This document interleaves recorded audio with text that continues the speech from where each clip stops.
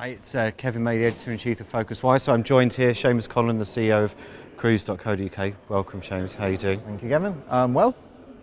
Right. What would you say, what is the shape of the cruise industry digitally at the moment? And I'm thinking about from the distribution perspective, first of all. Well, I think, look, the vast majority of cruises are probably pretty much still sold offline, over the phone and things like that, but actually through shops. But increasingly, you're seeing the growth of digital, but from a pure lead generation and engagement side, still quite low in that kind of the pure final transaction. But the number of people now who engage with websites, communities, forums, research which cruises they want, research which cabins they want, huge. Yeah. I think that's huge. It's just that final transaction bit doesn't happen as much online. But cruise.co.uk has been around for a while now. How many years is it? 13. Exactly. So something's happening, we sense, in the last few years, that we are starting to climb up what will eventually be perhaps some kind of crest of a wave, as to keep on using cliches. Yeah, like, look, we see online for cruise in a number of different ways. So we've got two businesses. So we've got cruise.co.uk in the UK, obviously, and then we've got a business called Phocuswright Europe, which translates as Cruise Advisor, in Germany. Now, in the UK, that business is all about using online to create communities, forums, inspiration, keeping in contact with customers, especially because, look, people book a cruise once every 2 years. So our big issue isn't worrying about that one transaction. It's literally, how do we keep you engaged with us in those 2 years? So that's so the next time you're thinking of a transaction. So we don't want, like, obviously, we need you to be engaging with us every week of that 2 years, rather than just worrying about when you're buying it, because when you're buying it's kind of the last bit. We need you to love us, and for us, using in the UK, we use online for forums, communities, Facebook, all those to bring a relationship between, well, the users on the site, so a relationship between them, but then also a relationship between your concierge, your consultant. We want you to know that person. We want you to think of them as your person. Whereas our German business, that's 50% online booked. Completely 50% on. Yeah, some would find that quite interesting, because Germany traditionally was one of the countries that was slower to come up to online booking, wasn't it? Yeah, but I think Germany's got credit card issues. Credit card issues and all that. But then there's other things in Germany which make the credit card issue, like you can have options and stuff like that. Yeah. Which kind of counterbalance the credit card issues. I think, look, Germany, our German business has very much come from a very more engineering background, so it was like, here's a problem, let's fix it. Right. Whereas our UK business has come from, here's a very competitive environment, how do we make sure that we're the customer's preferred person? And that's not an engineering problem, that's an emotional problem. That's how do we create that sense of trust?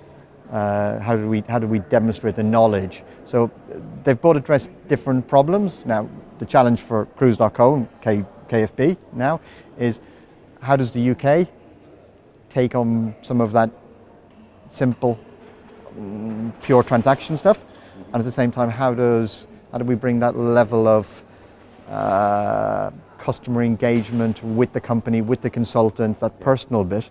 How do we bring that in Germany? So for us, we need some of that here, and we need some of that there. So how are you going to do some of that here, the UK part? Well, that's easy. Like, for instance, we 5 or 6 years ago had online booking in the UK, and then we stopped. At one stage we were up to 10% online booking. We didn't think that was the best problem to solve. Right. Our big problem, we believed, in the UK wasn't the cost of people. It was the cost of acquiring new customers. It was keeping that loyalty for people who you only deal with once every 2 years. So instead of worrying about, let's see the online thing as a pure transaction issue, it was like, no, how do we use online to scale relationships? What's our product in the UK? Our product in the UK it's our consultants. Yeah. They're the unique, they're the knowledge base. So, and that's why we moved more to applications like Facebook and blogs and forums. We thought, no, that's the part of online. We want to be in the TripAdvisor part of online, rather than worrying about the Booking Expedia type of online. Right. There aren't enough transactions in cruise to scale it to the level where you get such economies of scale and barriers to entry. But so we did a different approach to it. Right.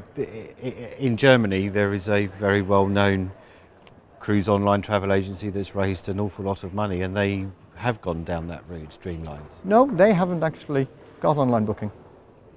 And actually, I'd say our agency in Germany is the largest pure online booking. So how come they've managed to raise so much money then? I didn't give them any money. That's fair enough, and a terrifyingly diplomatic answer. Well done. But no, KFB, just under half of KFB sales are completely online. But my understanding from everything we see, that makes it the leader in pure online. Yeah. I think there's other models which are more lead generation, which is kind of similar to UK, but most of the models are like that. Okay. Well, what do you think? Okay, let me ask another question. Do you sense then that at some point we will get, or how far away are we from getting a significant increase in online bookings, do you sense? No, look, I think... Or do you think it's always going to be like this? No, because of the complexity of the product, value of it, etc., etc.? Look, to some degree, it's less about the complexity of the product. Okay, look, there's extra levels of complexity, but not the pure booking bit. Like the pure booking bit can be done in a number of stages. It's the difficulty that in most of the markets or the things we've been talking about here, you've seen people, you can always find something to suit the customer. Right. You can always, because there's that many flights, there's that many hotels. Whereas in cruise, no, the cruise goes on this day. It's going to these 5 ports. I know you wanted to go to 3 of them and you didn't want to go to those 2, but we can't do anything about it. So that's where the complexity comes. It's figuring out, well, actually, I want to go to these 3, but I also want to go to these 2. There isn't a cruise which does that and that. So now which ones do I give up? Yeah. What do I give up? Actually, I wanted to go on this cruise ship which had this restaurant, but that restaurant isn't on the ship which goes to these ports. And that's where the trade-offs that people have to go through, that is kind of that mental complexity, as opposed to... So it's the passenger complexity rather than the product complexity? Yeah, the customer deciding, well, what are the things I really want on this cruise? Do I want to go to all these ports? Do I want these restaurants? Do I want this cabin grade? And you can't often get all of the things you want. Yeah. And it's that trade-off which I think is the more difficult bit. Yeah, I mean, one of the things that gets a lot of attention at the moment, as you probably know, is tours and activities, which is a huge part of the cruise sector. But you never hear the conversations that we have about tours and activities very much about selling an individual thing when someone's in a city. But you don't ever hear about how those two worlds might connect in a different kind of way. Is that because the operators are so entwined with the cruise operators are so entwined with the tour suppliers in destination already? Yeah, I think it's changing. Like now, you do now have some cruise lines which are actually allowing agents, as it were, to sell their shore excursions or their tours. But that is a huge revenue source for cruise lines.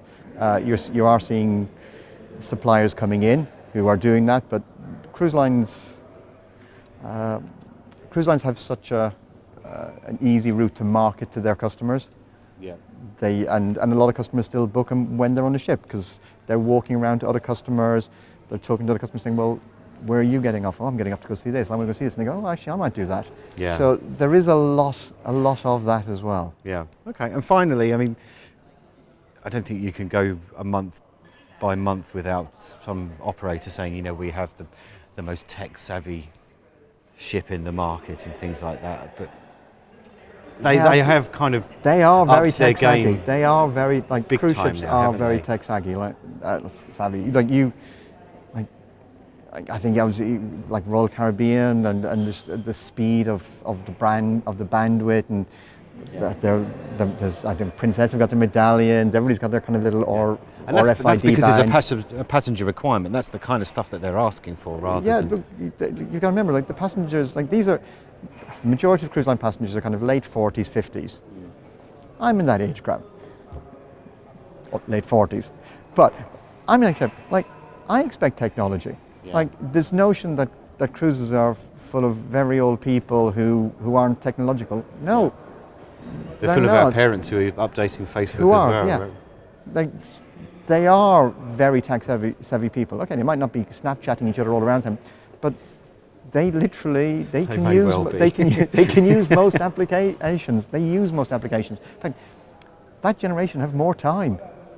They are using those things. They are the people who are on Facebook and Instagram all the time now. And the operators presumably would have thought we're potentially losing out if we're not offering those services, because it is a core part of the enjoyment, their existence as well, right? You have to. No, like nobody's going to go away for a whole week. Remember, it's not like people sitting flight to hotel where it's 1 night to 2 nights. No, you're on a ship for a week. Yeah. It's very difficult. It's very difficult for people to go away for a whole week and not have Facebook or Instagram. What a sad state. Or even checking their email. It's okay, it's great. Thank you very much for talking to us, Seamus. No, really thank you appreciate very it. much. Thank you. Thank you very much.